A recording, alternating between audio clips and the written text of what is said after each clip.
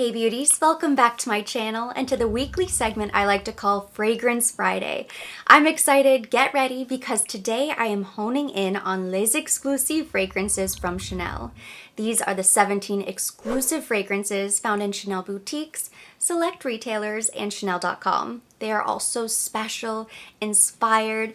They tie closely back to the history and the heritage of Chanel, and while they're all exceptional, they're less widely available, less recognizable, and therefore far less is known about them. So today I am taking you on a journey through each one. We'll talk a little bit about the notes and the story behind it. I paid a visit to my new favorite Chanel beauty boutique in Brickell City Center, and I smelled each one. I've smelled them all before in the past, but some of them it had been years, so I was due for a refresher course. And here I have my little blotter cards, notes on each one.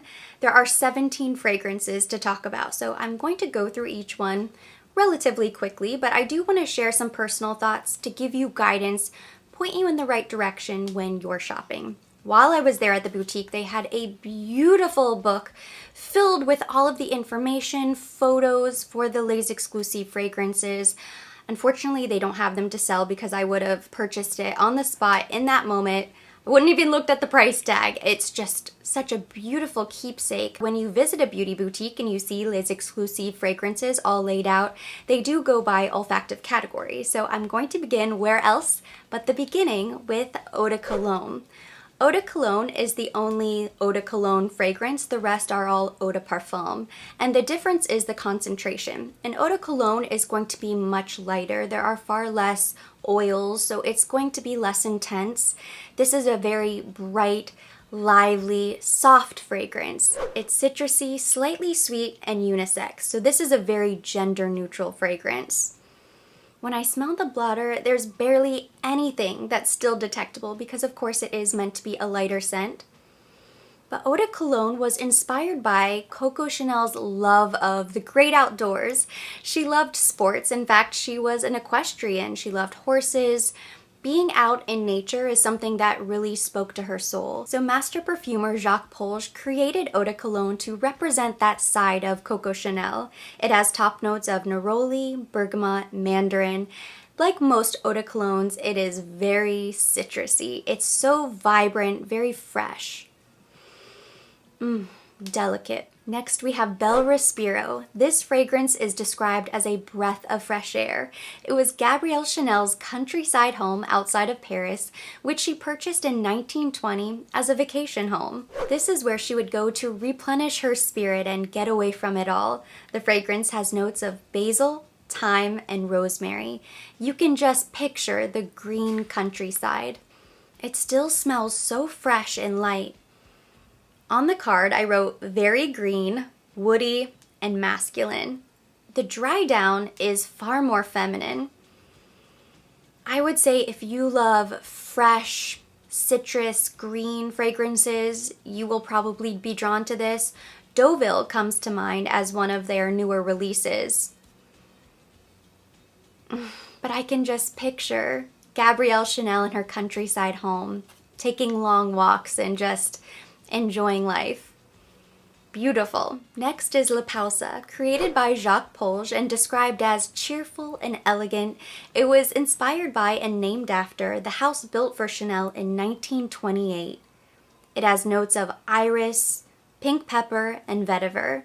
This was a bit of a surprise for me because I'm very familiar with these fragrances. Although I can't name notes off the top of my head, I've smelled them all before, but I paused when I smelled La Pausa, because it just kind of struck me and captured me in a way that I didn't expect. On my note card, I wrote very unique and fun. Maybe fern. I think it says fun. I should work on my penmanship. No, but this is one of those green, fresh fragrances that is sort of exhilarating and different. It's not just kind of harsh, bitter, crisp. There's something really beautiful and soft and a tenderness about this fragrance. If you don't think you like green fragrances, try La Pausa if you have the opportunity. Smell it and see. It might surprise you. It certainly did surprise me.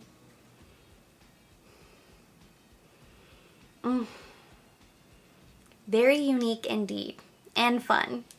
There might be some fern in there too.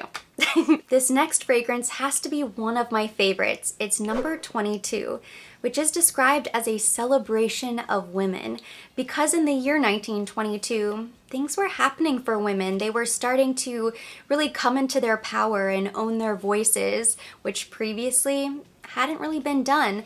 I think that's a theme we can all agree is still very much relevant today. This was originally created by Ernest Beau, but then it was reworked by Jacques Polge. He changed the tuberose to make it creamier. Number 22 has notes of exotic rose, grass tuberose, aldehydes, and orange blossom. It's this parallel between drama and softness. I just love this fragrance. To me, it smells like Coco Chanel, the House of Chanel. When I think of Chanel, the brand, if there was a fragrance, this might be it. In my notes, I wrote reminiscent of number 5, light oriental. There's just this smooth texture, but it's very feminine and then sort of deep and strong at the same time. The way number 5 has depth, but then people will describe it as powdery. So is it powdery or is it deep? I think there's just this entire swirl of black and white and strength and softness. It's so beautiful. It's this complexity that I think makes this fragrance really incredible. For this next fragrance on the list, I didn't need a blotter because it's one that I own, Gardenia. And this was really inspired by Coco Chanel's love of the camellia flower. But camellias have no fragrance. They look very similar, however, to the Gardenia, which has a gorgeous scent. This was originally created between Coco Chanel and Ernest Beau, her perfumer. And then later on, it was reimagined by Jacques Polge in 2007. Gardenia is creamy and floral. It has a gardenia accord, mimosa, and I was told that there's a hint of orange blossom, which I personally love because the orange blossom is the flower of brides, and this was my wedding day fragrance. I love Gardenia so much. Hands down my favorite exclusive fragrance, Chanel fragrance, one of my favorite fragrances just of all time.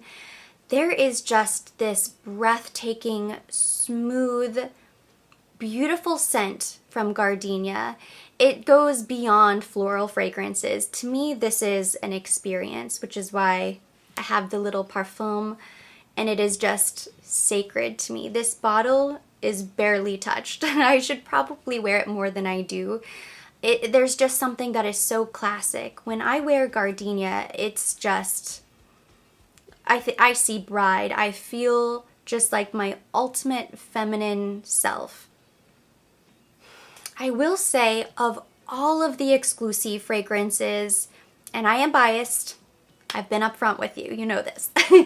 I think Gardenia is the best floral fragrance of, actually maybe of all Chanel fragrances. So if you love a light floral scent and you haven't had the chance to smell Gardenia, I highly recommend it.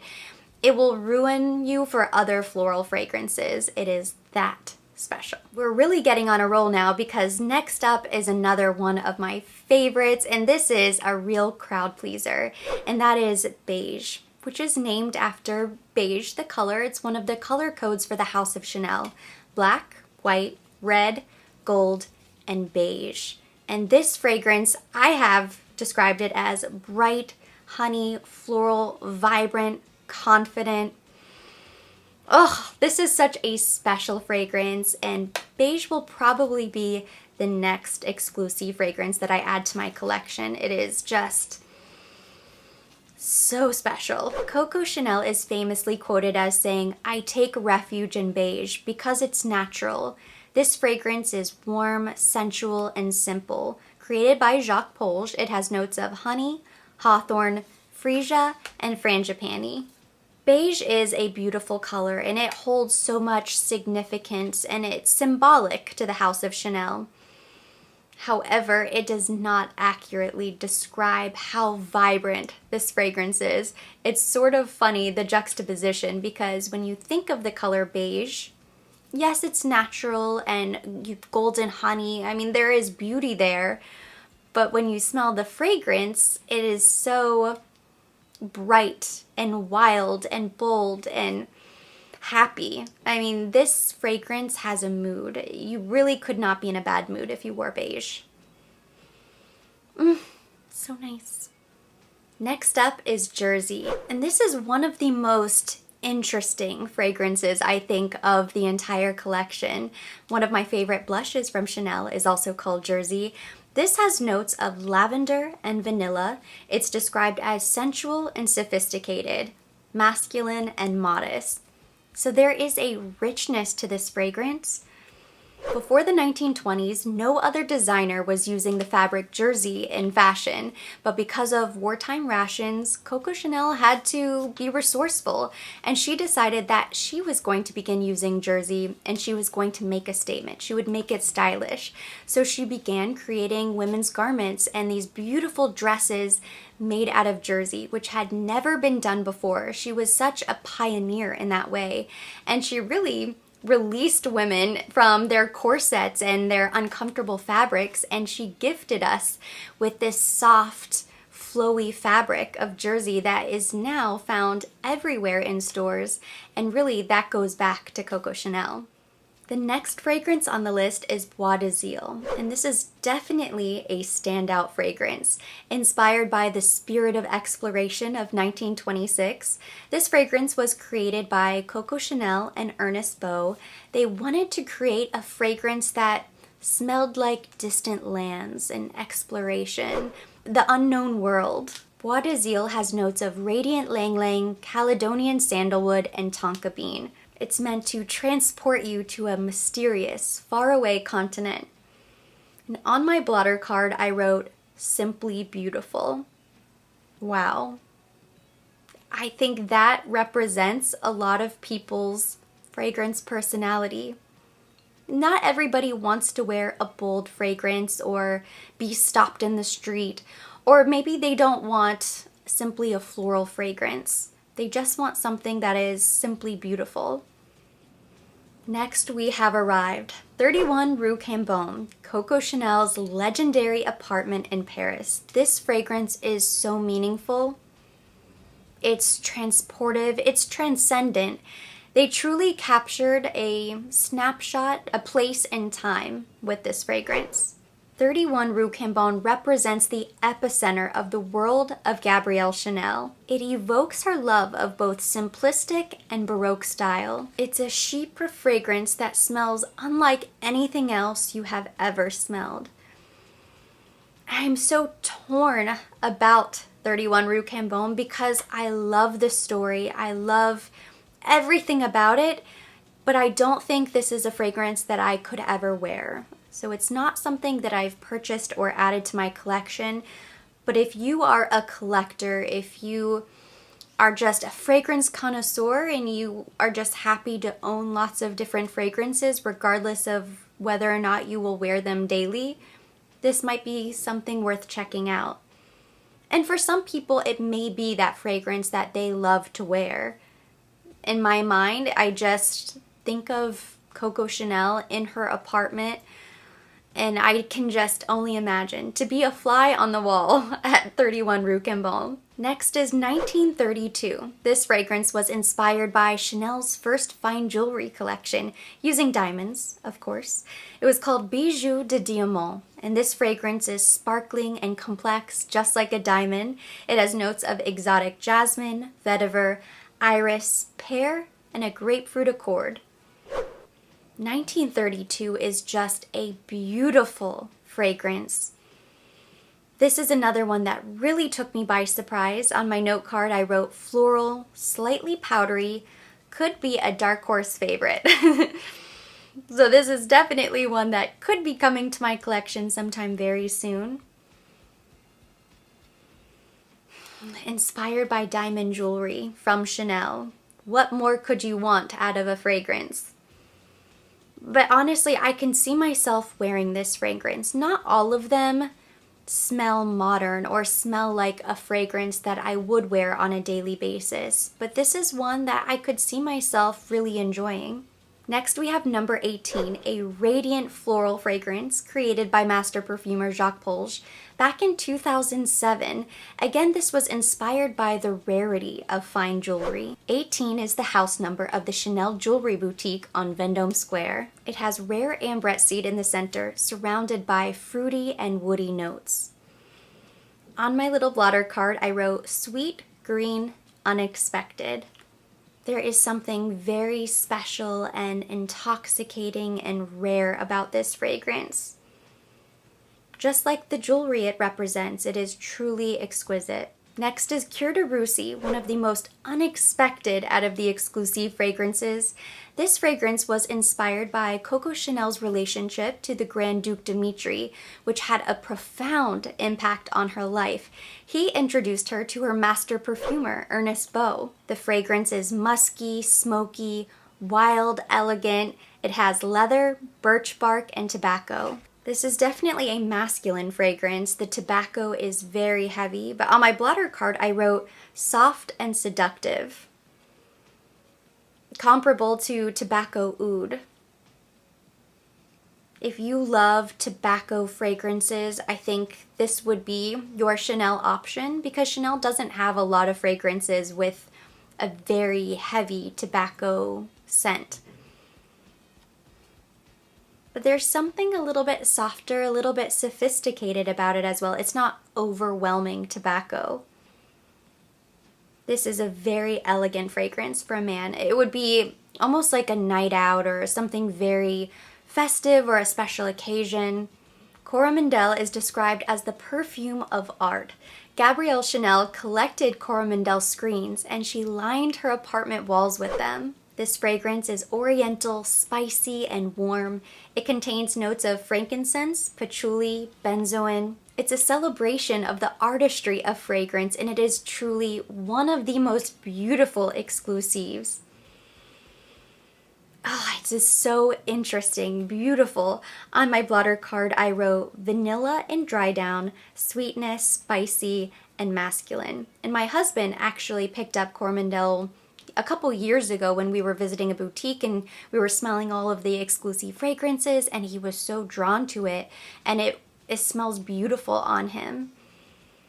I think it could go either way. There is definitely something that is very masculine about it right off the top, but it's kind of spicy oriental, and the dry down, you get that vanilla. I think this could be worn by both men and women seamlessly. But it is one of those fragrances that when you smell it, you could just be drawn in and addicted for life. It is very yummy and warm and sensual as well. A great fall fragrance, winter fragrance. If you really like cocoa or cocoa noir, this could be a great fragrance for you. Or for your husband. Misha is named after one of Coco Chanel's closest confidants and best friends. She was an actress, so the fragrance evokes the air of a theater backstage. It contains notes of May rose, violet, and leather. It's a very distinctive fragrance, and I wrote on the blotter card, unlike anything else, which is not very descriptive and not very helpful whatsoever to you at home, especially if you've never had the opportunity to smell it. But if you picture Paris, 1920s, 30s, a theater backstage, there's wood and smoke and just this melting pot of fragrances that is captured in a bottle. I don't think there is any other fragrance on the market that you will smell quite like it.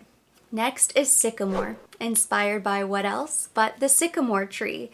It has beauty and strength, just like Coco Chanel. It's described as lush and spicy. On my card I wrote spicy, woody, with a cool touch, summer's outdoors, pines. When I smell this fragrance, it is so fresh, almost like car air freshener fresh.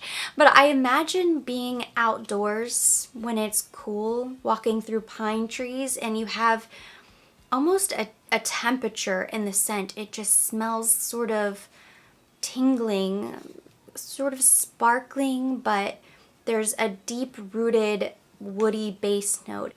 I do really love woody notes, but I'm not typically drawn to fragrances that are predominantly wood.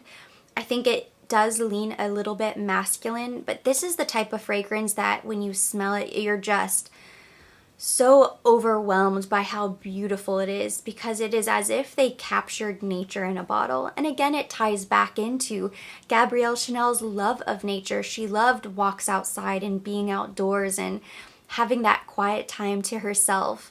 So I think this is such an interesting fragrance, but it is so beautiful and true to the brand. Last but certainly not least, there are two newer additions to the Les Exclusifs family. So they're the only two fragrances that aren't in olfactive order. Starting with Bois, which is of course named after Arthur Bois Capel, the love of Gabrielle Chanel's life. He is considered to be her soulmate. This fragrance is fresh, aromatic, transcends gender. It has notes of lavender, gros geranium, sandalwood, heliotrope, and musk. On my blotter card, I wrote spicy, masculine, very seductive, and powerful on a woman. So clearly it may seem like it leans masculine, but it can be worn by anyone. Women, men, anybody who wants to wear this fragrance. It is very unique, and clearly with a name like Bois, it is a very special fragrance.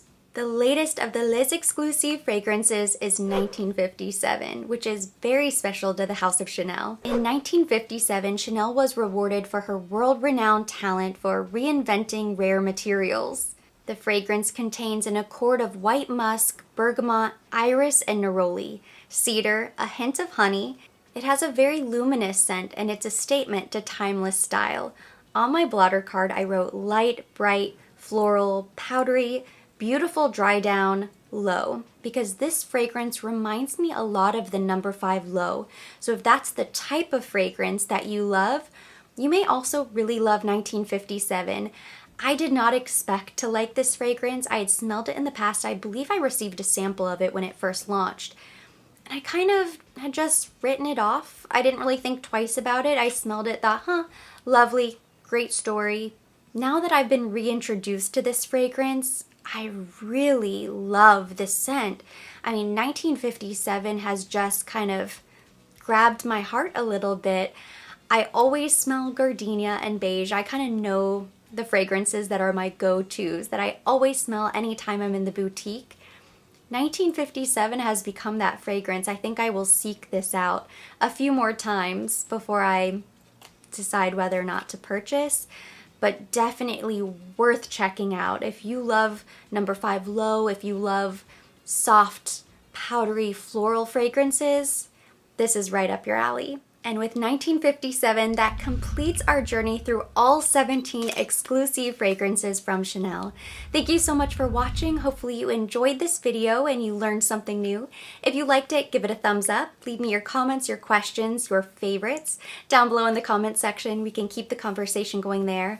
As always, I will be listing all of the fragrances, everything that I used today on my face down below in the description box for your convenience.